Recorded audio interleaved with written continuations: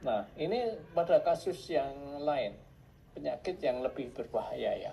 Kalau yang sebelumnya tadi itu kan linear ya, begitu turun satu, nah, maka lajunya ya turun satu, turun 50, lajunya turun 50. Tapi yang satu ini sangat cepat sekali, turun sedikit saja. Ini 50% penyakit itu sudah menurunkan hampir kira-kira 10. Laju fotosintesisnya sudah menurun drastis sekali. 10. Ketika ini turun sedikit saja ya, kalau ini penyakitnya 10% misalnya, ini sudah terjadi penurunan fotosintesis mungkin cukup besar gitu. Ini untuk penyakit-penyakit yang cepat sekali, yang proses infeksinya mungkin tidak sampai 2 hari. Begitu ketemu dengan tanamannya, terjadi proses infeksi, cepat sekali reaksi tanamannya yang menyebabkan tanamannya kalah bereaksi dengan patogen, memunculkan gejala cepat sekali. Sehingga kalau ini jelas 100 sama dengan yang tadi. Tapi ini baru 50. Penyakitnya itu baru 50, tapi lajunya sudah hampir habis. Misalnya itu tadi yang embun tepung itu sudah dipenuhi oleh baru 50%, tahunya tertutupi oleh embun tepung, tapi sudah tidak ada lagi atau sangat minimal laju fotosintesis.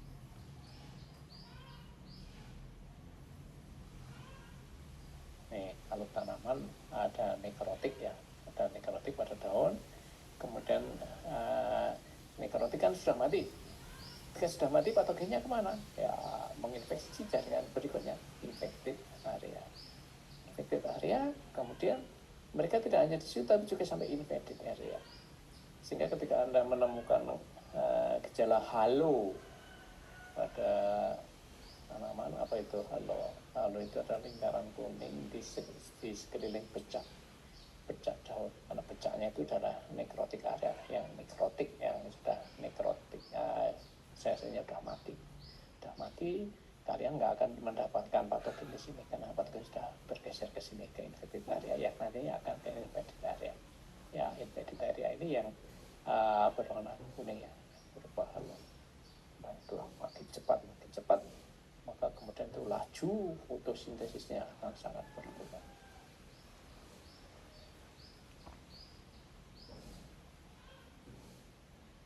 Masih terkait dengan fisiologi ya, efek of latihan fisiologi.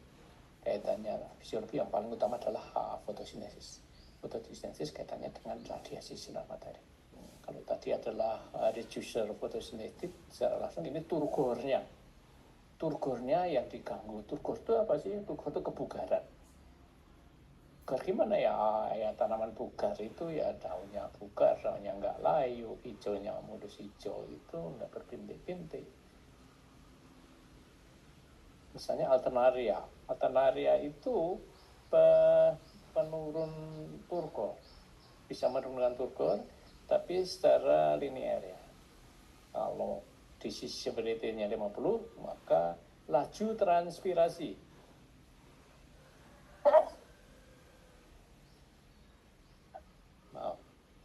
laju transpirasinya juga turun 50%. Itu tadi, kalau ini turun 1, disease severity-nya naik 10, lajunya turun 10, dan seterusnya. Ini linear.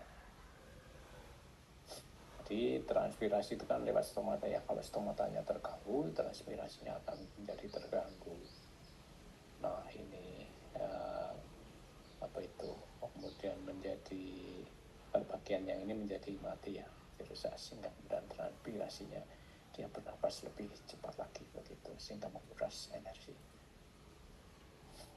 Tapi untuk powdery mildew tadi, embun tepung itu efeknya logaritmik ya.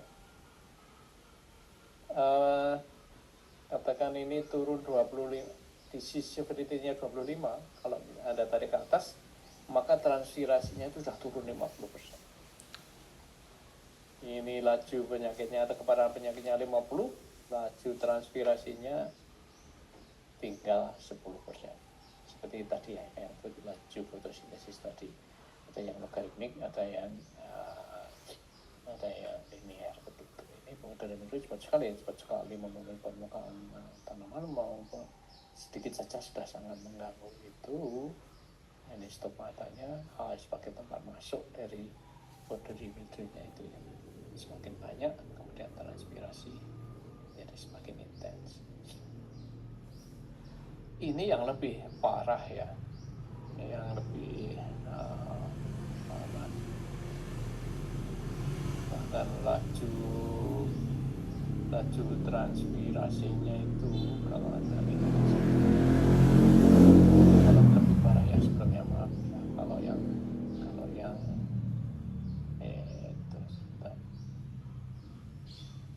nah kalau yang ini ya, ini malah lebih parah kalau dibandingkan dengan yang berikutnya. Ini agak berbeda grafiknya ya.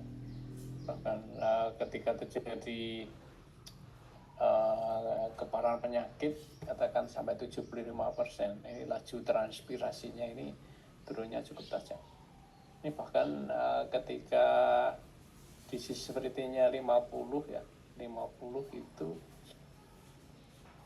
laju transpirasinya sudah mulai menurun gitu ya.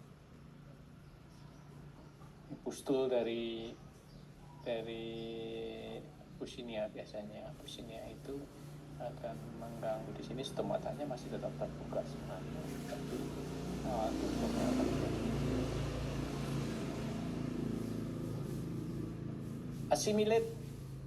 assimilate supper. Supper itu makan malam. Assimilate, ya hasil asimilasi. Hasil asimilasinya dipakai untuk makan malam siapapun di malam hari dia akan melakukan aktivitas melanjutkan proses infeksinya, kemudian mengakumulasi, mengkonsumsi hasil asimilat itu, menumbuh tumbuh, membentuk spora baru dan sebagainya.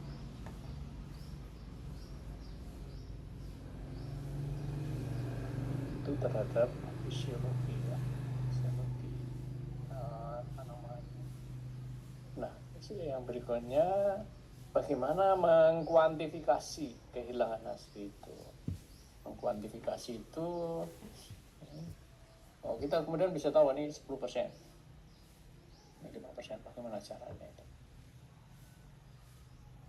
Misalnya ini ya, effect of Alternaria solani Alternaria macrospora on cotton yield, mean of 11 field experiment. Jadi ini eksperimen di lapangannya itu dilakukan sebanyak 11 kali. Kemudian itu dilihat kalau yang untreated, yang tidak dikendalikan, itu hasilnya yieldnya itu 4,26 ton per hektar. Peningkatan hasil ya ini nanti kita lihat, kita bisa mengatakan meningkat itu dari mana, meningkat dari step yang mana. Ini kan dibandingkan dengan yang diteliti dengan manap. Manap ini adalah bahan aktif fungisida ya, untuk bodily mildew dan untuk jamur yang lain. Ketika ditreatment dengan manap itu hasilnya 5,03 ton per hektar. Berarti ada kenaikan sebanyak ini dikurangi ini ya. Biasanya kok enggak sesuai ini angkanya ini. Ada kenaikan hasil sebanyak 0,78 ton per hektar atau 15%. Ini kalau kita tidak melihat patogennya, dalam arti tidak melakukan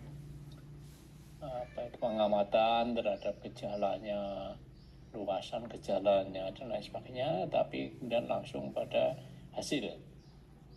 Yang ditreatment dengan yang enggak ditreatment beda atau tidak.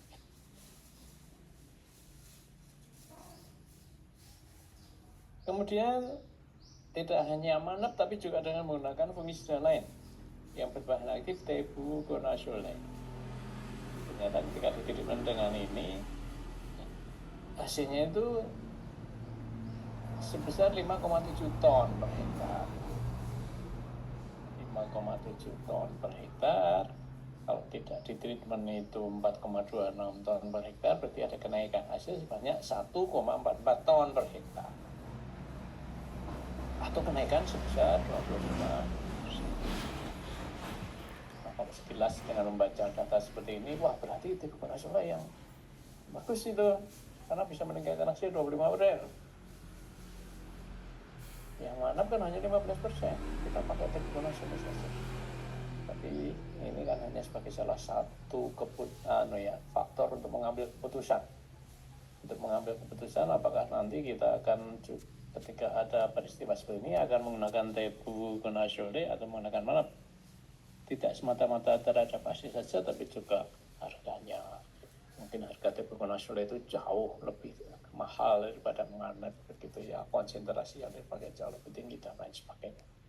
Ada banyak faktor sehingga tidak bisa begitu saja langsung mengambil kesimpulan, oh kita pakai yang ini. Tidak, harus menyeluruh. Nah, kalau kita mengukur kehilangan hasil itu referensinya apa? Pembandingnya apa? Kita mengatakan bahwa ini naik 5%, bahwa ini turun 5%, kan ada pembandingnya. Jadi dalam setiap eksperimen seperti yang saya sampaikan di kuliah yang lain, itu harus ada kontrol untuk membandingkan bahwa apa yang kita treatment, yang kita perlakukan itu ada bedanya. Nah, bedanya perkara nyata atau tidak, itu nanti persoalan lain, sehingga kemudian nanti ada kesimpulan yang berbeda ya. Jadi kalau ini misalnya ya, untreated plot yield. Jadi kalau ada plot itu hasilnya ya, di suatu plot itu tidak diperlakukan. Ini kalau kita bicara tentang plant disease, ya tidak dikendalikan, tuh hasilnya 3 ton per hektar. Tapi pada plot yang dikelola secara komersial, itu hasilnya 5 ton per hektar. Berarti ada kenaikan hasil sebanyak 66%. Dari 3 ton ke 5 ton. Kita juga bisa bicara sebaliknya. Kalau itu dikelola secara komersial itu hasilnya 5 ton, tapi kalau tidak dikelola hasilnya 3 ton, berarti kalau tidak dikelola ada penurunan sebesar 40%. Kok nggak sama ya hasilnya? Nah,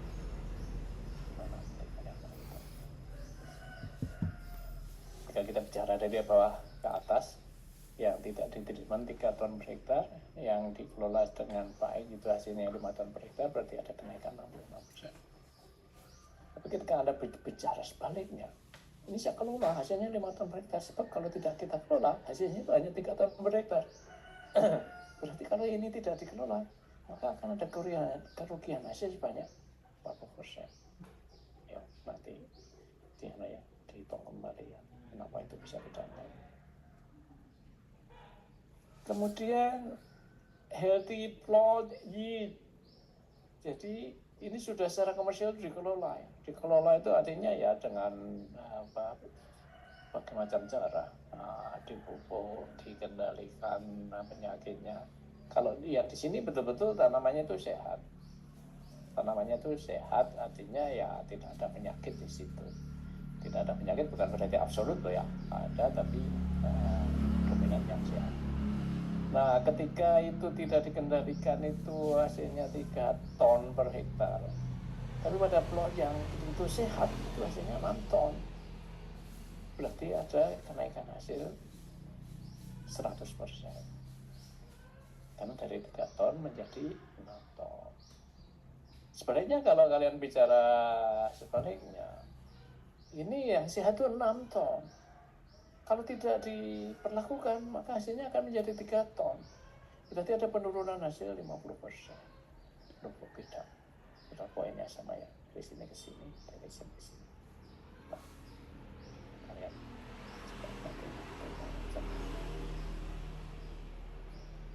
apa itu attainable yield? Attainable yield itu hasil yang bisa dicapai. Hasil yang bisa dicapai itu bagaimana? Ya kita optimalkan ya, tidak hanya penyakitnya saja, tapi juga kebutuhan pupuknya, kebutuhan dari airnya, kebutuhan karbon dioksidnya. Loh kok karbon dioksida CO2 kalau dihitung? Nah, Fotosintesis itu kan CO2 plus H2O menjadi C6H12O6. Itu yang paling utamakan itu. Sehingga CO2 harus optimal. Kalau hasil pertanian beberapa komoditas pertanian di Indonesia kok nggak bisa optimal, ya karena karbon dioksida kurang. Dan intensitas sinar mataharinya harus terpenuhi. Seperti yang sekarang ini ya, tadi pagi itu mendung itu berawan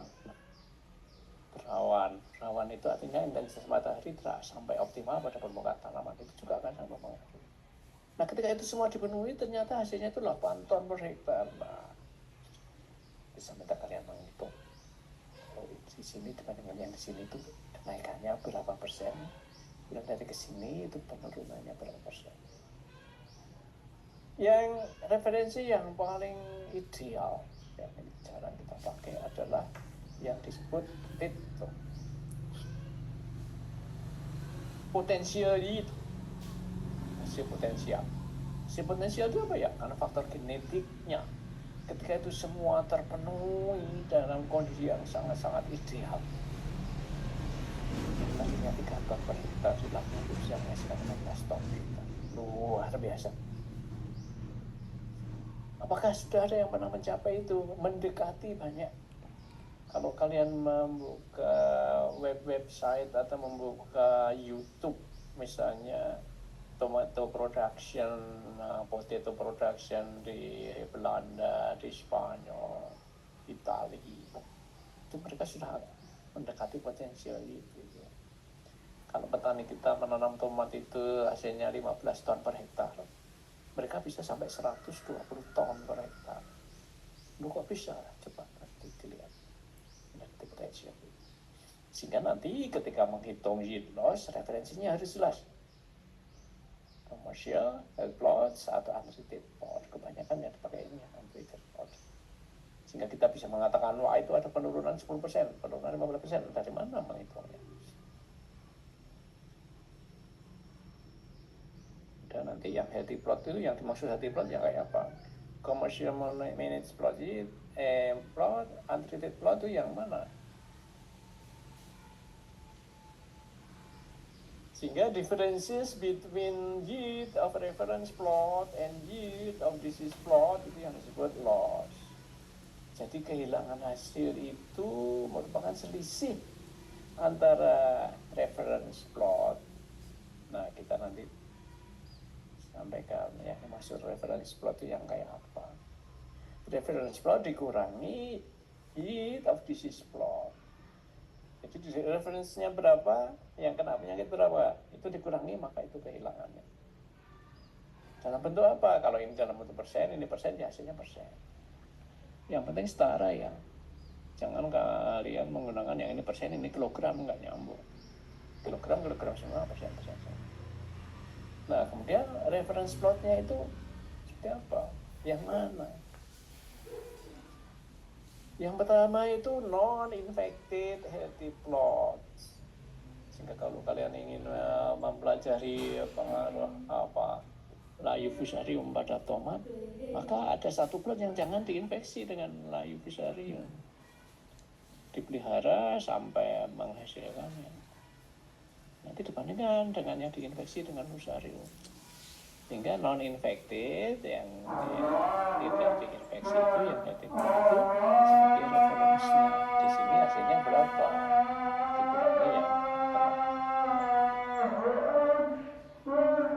Yang kedua, the least infected plot in the experiment. Itu pada eksperimen itu, pada percobaan itu kan ada beberapa yang terinfeksi. Ternyata yang sehat itu nggak ada. Karena faktor luar yang sebelumnya tidak bisa kita kuasai, meskipun itu tidak diinokulasi dengan fusarium misalnya, tetap saja ada yang terinfeksi. Mungkin dulu sterilisasi tanaman nggak sempurna bisa. Terus gimana yang sehat itu ada yang pakai yang least infected plot, yang terinfeksinya paling kecil, itu sebagai itu yang disebut sebagai reference plotnya, dikurangi dengan yang memang betul-betul kita sengaja kita ini yang dilakukan inokulasi ya terbatas di baca. Tapi kalau penelitian kalian dulu yang kalian lakukan di lapangan, kan kita nggak boleh melakukan inokulasi di lapangan. Maka apa yang dilakukan? Yang dilakukan disease plotnya itu ya terjadi secara alami. Daun, belas, nematode, sama virus. Kemudian yang reference plotnya itu adalah average yield of commercial plot in the area. Di situ ada commercial plot, artinya ada plot-plot yang ditanam oleh petani secara umum. Itu sebagai yield atau sebagai reference plot. Jadi nanti untuk menentukan ini hasil sedang harus jelas perbandingannya apa, referensinya apa. Ini itu tadi. Yang pertama non-infected plot, yang kedua release infected plot in the experiment, yang ketiga average yield of commercial plot in the area. Mana yang ada di sini? Tadi yang kasus nomor 2 kenapa dipakai itu tadi? Tidak ada sehingga dulu banyak yang anak-anak S1 itu menggambarkan grafik ke penyakit. Oh ini kontrol nggak diinokulasi pada penyakitnya ini. Karena itu tadi kita ini tidak bisa menguasai sepenuhnya apa kondisi eksperimen. Sehingga ketika seperti itu harus ada asumsi-asumsi, harus ada alternatif.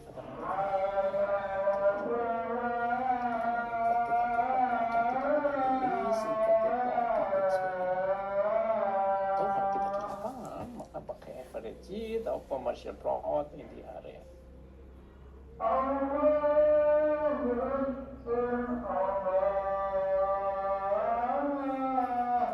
Kemudian bisa juga loss itu merupakan pengurangan dari estimated yield of healthy plots. Jadi yang healthy plots yang sehat itu diperkirakan. Itu kira-kira hasilnya berapa? Memperkirakan hasil bagaimana nanti ada contohnya ya. Dikurangi yield of disease plot, dikurangi hasil pada kalau ini sudah berubah angka terjadi seperti itu, tapi ini estimatednya, estimasinya, kira-kiranya. Di sini hubungan antara yield dengan disease severity, makin tinggi keparahan penyakit, yieldnya makin turun. Makin kecil disease severity, yieldnya makin tinggi.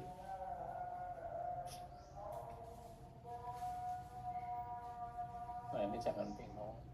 Yang ini yield, yang sini yield loss, yang sini hasil, di sini kehilangan hasil. Kalau yang hasil intensitas makin tinggi, hasilnya makin turun.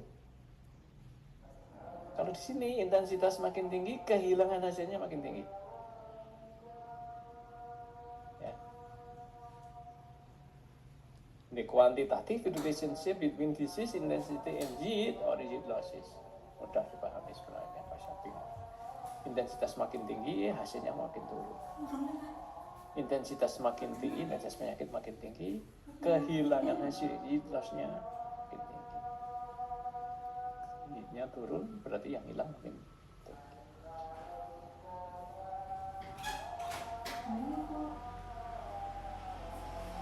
Nah, the damage function, nah, di hubungan antara misalnya tadi ya, antara intensitas penyakit dan hasil itu ada yang linear. Tadi di depan, di awal-awal tadi saya sampaikan, turun sedikit, naik sedikit intensitasnya, yieldnya turun sedikit.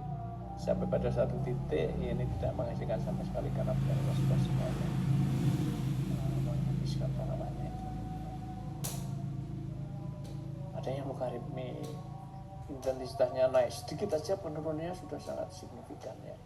Ini belum sampai 50% intensitasnya, yieldnya sudah turun 50%. Intensitasnya makin besar, penurunannya makin besar. Kenapa terjadi grafik seperti ini ya? Tergantung penyakitnya tadi ya. Penyakitnya cepat sekali berkembang, mengganggu visual kita namanya, mengganggu aktivitas fotosintesisnya dan lain sebagainya. Atau compensation itu apa? Itu anomali antara linear dan logaritmik ya. Di intensitasnya itu sampai batas tertentu itu belum, tanamannya masih oke. Gak apa-apa, nah, kamu sampai 25% hasilnya masih tinggi. Tapi kemudian sampai poin tertentu, ini misalnya 60% langsung drop gitu cepat sekali. Kompensasinya pada di awal-awal begitu. Sehingga ini juga akan menentukan kapan mulai dilakukan usaha pengendaliannya. Kalau di sini jangan sampai di sini pengelolaannya, karena akan cepat turun drastis. Sehingga di sini di awal-awal ketika sudah mulai miring garisnya ini, di sini mulai dilakukan. Di sini juga ini harus cepat-cepat sekali pada awal-awal ini juga malah harus sudah dilakukan pengendalian. Kalau di sini anytime, tergantung nanti kita lihat. Optimum ini juga ada fungsi garis yang ini malah pada intensitas tertentu tuh hasilnya malah naik ya. Nanti kita lihat pada komoditas apa itu.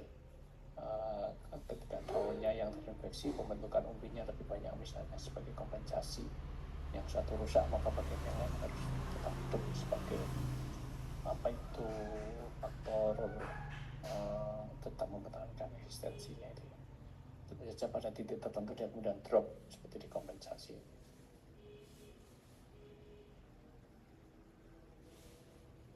Nah, sebentar lagi deh ya. The relationship between the time of disease development and the resultant yield loss, hubungan antara perkembangan penyakit ya, waktu perkembangan penyakit dengan kehilangan hasil. Nah, ini kita bicara dua kelompok besar ya. Yang pertama itu adalah kelompok cerealia atau kelompok tanaman kelompok yang berdaun kecil. Kita dimulai dari berkecambah ya. Kemudian yellering, beranak. Kemudian budstek bunting. Ini makhluk hidup yang paling aneh di dunia ini adalah tanaman cerealia ini. Dia beranak dulu baru bunting. Nah, semua makhluk di dunia itu bunting dulu baru beranak ya, ini enggak, beranak dulu baru bunting. Budstek, kemudian green filling, pengisian. Nah ini tergantung penyakitnya di mana mulainya, nanti akan menentukan hasilnya, kehilangan hasilnya. Kehilangan hasil terbesar dari kelompok cerealia ini ketika terjadi di mana? Nanti silakan kalian mengambil kesimpulan dari penjelasan. Mulai emergensi, penyemaian muncul di pindah tanam, nanti lereng, keliling budstek, green filling. Meskipun untuk padi itu tidak sesimpel ini ya, padi kan juga cerealia. Gandum juga sebenarnya ya, ini hanya penyederhanaan saja. Antara emergen dan tilir itu juga ada fase-fasenya, ini juga ada fase-fasenya, ini juga ada fase-fasenya. Nah di sini juga ada sedikit gitu ya, ini penyederhanaan saja. Komponen hasil dari cerealia. Kalian kalau ingin mengatakan per hektarnya berapa sih, itu yang menghitungnya gimana? Pertama itu number of plant per unit area. 1 hektarnya ada berapa tanaman? Kalau tomat itu ada 18 ribu. Kalau padi itu mungkin sampai oleh tele tok 145. Jumlah tanaman per unit area dikalikan jumlah karangan bunga per tanaman. Karangan bunga ya padi bunganya tidak hanya satu, ada banyak yang namanya bloom gitu ya. Kemudian di tiap bunga itu kemudian ada ininya, ada bulir-bulirnya ini. Nah, tiap bunga itu dia tiap kelompok bunga, kelompok bunga itu ada berapa ininya, ada berapa ya. Kemudian, nah ini tiap bunga ini ada berapa spikeletnya, kelompok bunganya ada berapa itu. Jadi tiap ini nanti ada berapa, kemudian nanti ketemu number of jumlah bunga per unit area. Jumlah bunga per unit area, number of grain per spikelette. Nanti ada grainnya itu ada berapa? Bulir padinya atau bulir gandumnya itu ada berapa? Nanti akan ketemu number of grain per unit area. Kemudian grainnya, butirannya itu beratnya berapa? Dan nanti akan ketemu hasilnya berapa.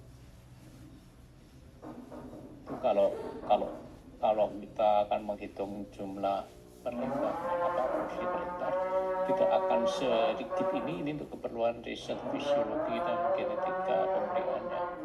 Kalau kalian hanya ingin melihat berapa sih hasilnya berapa ton per hektar, Anda tinggal menghitung saja tiap luasan tertentu. Seperti tadi ya, ubinnya banyak. Ubin itu kan ubin itu tahu nggak ya kalian ubin? Luasan tertentu itu setiap 1 meter persegi luasnya berapa? Luasnya. Hasilnya berapa kilogram atau berapa ton? Dikali tadi nggak komponen dari serealia. Sehingga nanti penyakitnya juga akan berpengaruh. Yang dipengaruhi tanamannya keseluruhan atau mungkin hanya ear-nya saja, hanya karangan bunganya, tapi tiap bunga tertentu, tiap grain-nya dan sebagainya. Itu ya serealia.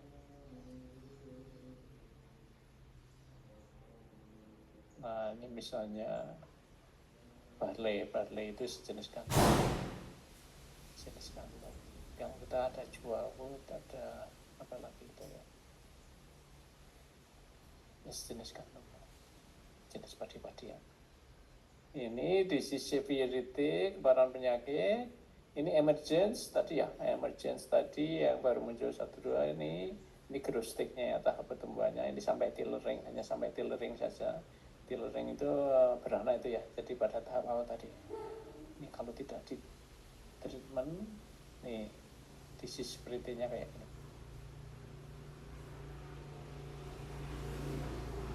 Tapi ketika di treatment, ini kalau kemudian disease severity-nya kok turun, nah, nanti saya nggak menjelaskan ke kalian yang akan memahami.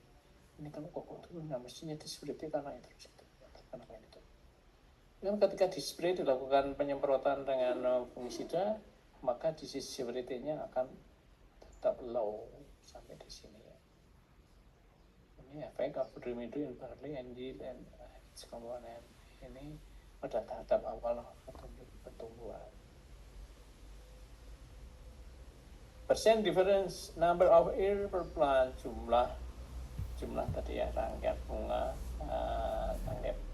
itu tiap tanaman itu berapa, jumlah di dalam bunganya itu, kemudian spikeletnya atau grainnya itu ada berapa itu, kemudian beratnya berapa, pasti akan ketemu hasilnya.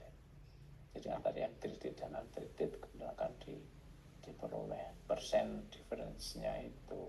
Ternyata dari ketiga komponen ini yang dipengaruhi adalah yield-nya ya, yield-nya ada beda nyata ini, ada beda nyata ya. Kalau terkait dengan grain-nya atau spikeletnya enggak beda nyata, ini angkanya kok cuma 1, saya juga nggak tahu ini. Tapi kalau number of ear per plant-nya, jumlah karangan bunga petanamannya jelas berbeda. Kalau itu terjadi pada tahap awal nih, dari emergency sampai tillering. Kalau ini adalah efek Septoria triticale blotch, jadi penyakit pecah yang membesar ini pada gandum juga. Ini pada komponennya ini sama. Kalau ini lebih lanjut lagi ya. Penyakitnya kan beda dibanding yang tadi. Ini tillering mulai beranak sampai milking itu pengisian masak susu gitu ya. Jadi hasil fotosintesisnya itu masuk ke dalam bulir-bulir gabah, ketika kita pecah gabahnya itu sudah putih di susu gitu ya, sehingga disebut milk. Earring ini membentuk bulir-bulir padi itu ya, bulir-bulir gandum. Kalau ini pada gandum. Ini yang untreated kayak gini grafiknya, yang dilakukan spraying kemudian terjadi penurunan disease severity. Yang persen difference-nya seperti ini angka-angkanya. Kalau ini grain, spikelet, jumlah grain, jumlah bulirnya pada satu karangan bunga itu berapa, beratnya, kemudian hasilnya Jadi ini yang ini tidak terpengaruh ya, number of ill-nya tidak berpengaruh karena ini munculnya kan di sini delering. Ini sudah mulai muncul ear-nya. In Israel, septoriatritis blows in wheat affect only the weight of individual grains. Thus, there is no need to control the disease before the earring stage. Kalau kita kembali, jadi di negara Israel itu ya, yang sudah dilakukan penelitian itu, penyakit ini itu hanya mempengaruhi berat masing-masing grain, masing-masing bulir gandumnya itu, sehingga kesimpulannya no need to control the disease before the earring stage. Sebelum earring stage itu nggak perlu dikendalikan. Earring kan di sini ya. Sebelum ini nggak perlu dikendalikan karena tadi itu apa tadi? Hanya mempengaruhi berat dari individual grains. Kalau sudah mulai membentuk grains, masing-masing individu yang terpengaruh itu baru dilakukan spraying. Similarly, there is no need to control the disease after most of the grain weight was accumulated. Kalau sudah mulai pengisian, nggak perlu lagi dikendalikan karena sudah tidak mempengaruhi.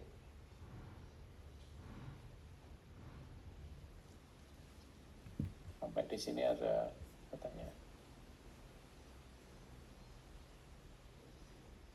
Oke, adik-adik, untuk itu saya kira sampai di sini dulu ya. Kita lanjutkan setelah lebaran ya, minggu depan libur ya, ya. Setelah itu kita lanjutkan diskusi kita. Kalau ada pertanyaan, saya persilahkan.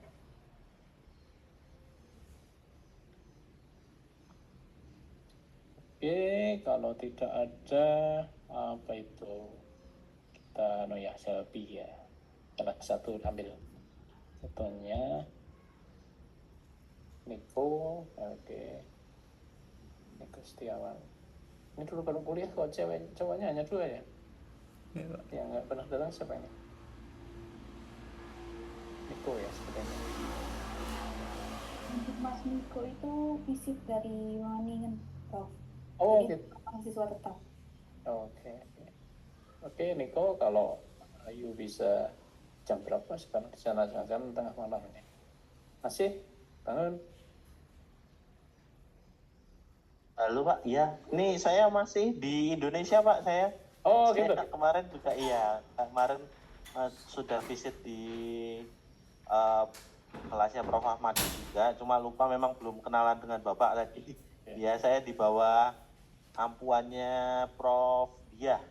Oke. Jadi Prof. Diah ko-promotor untuk saya gitu.